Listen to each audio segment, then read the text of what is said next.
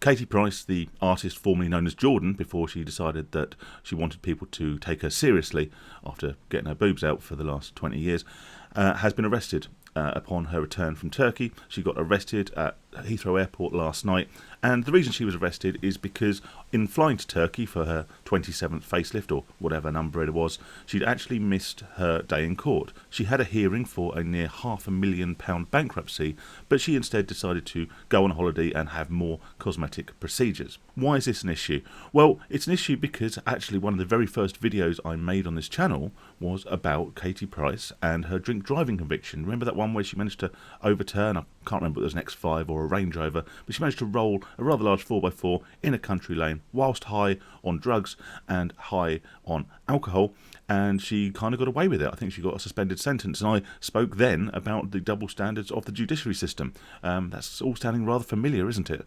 But anyway, she came back. She got arrested, quite amusingly, just as an aside. A couple of the articles I read about this story this morning referred to Katie as a former glamour model. Now that's got to hurt a little bit, hasn't it? Because she's just been abroad to get another facelift, presumably to perpetuate her modelling career further, certainly to keep her in the limelight, and maybe to try and sell a few more OF subscriptions.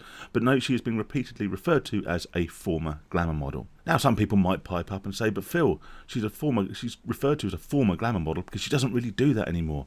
She's a businesswoman. She's an author. Well, I mean, presumably by author, you mean the multiple biographies that she has supposedly written, almost certainly with the assistance of multiple ghostwriters. And by businesswoman, we're talking, of course, about the woman who's been arrested because she's facing only a £500,000 bankruptcy hearing. So if she is a businesswoman, dare I say, she's not an overly successful one. Right, sorry to stop the video there. Just want to quickly ask a very, very big favour. If you like these videos, do please hit the subscribe button. It's absolutely free. And if you change your mind and you get bored of me rambling on about random things, you can always unsubscribe at any time. Also, if you appreciate the videos, there will be a link in the description to buy me a beer. Yes, the URL says buy me a coffee, but we all know, don't we?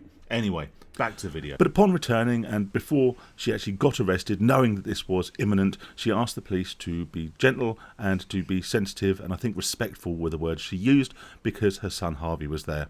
You know, poor Harvey, her disabled son, who she wheels out every time she needs a defence or a shield from criticism, or because she wants to be seen on TV or on morning TV or whatever, caring about something. So she wheels him out as a bit of a prop to help perpetuate her point, to help perpetuate whatever random project she's got going on now, and also as a defence against any criticism. Look at me, I have a disabled son. Quite amusingly as well, she decided to say she felt like she was being treated like a criminal.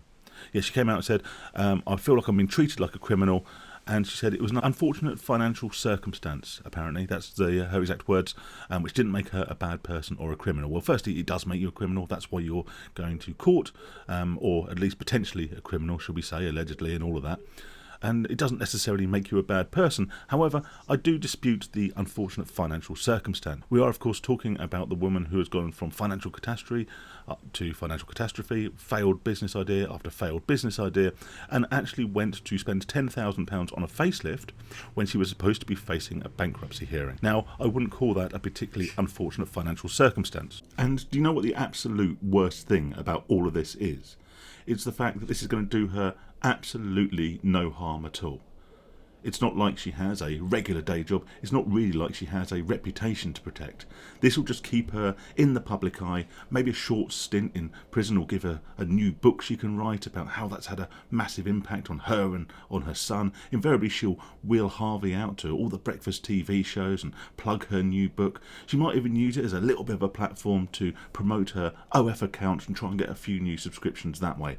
In fact, it wouldn't surprise me if she'd actually take a short custodial sentence in lieu of any other punishment which might actually have some sort of detrimental effect on her life. Let's face it, she goes to prison, she's not going to be treated like your average prisoner. She will get special celebrity prison treatment, come out the other side pleading the victim, playing the role of victim, perpetuating the victimhood status, selling her new book, wheeling out Harvey for extra sympathy votes, and ultimately plugging her OnlyFans account.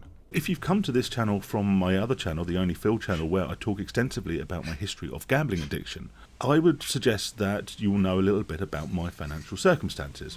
I am still in debt from my gambling addiction, and I don't have the credit rating to borrow any money from anywhere. So I don't understand how people like Katie Price continue to afford luxury 5-star holidays, £10,000 facelifts, while still effectively owing someone, somewhere, nearly £500,000. It does seem to be, dare I say, and to use a massively overused term, a very two-tier system, where there's one rule for one and one rule for the other.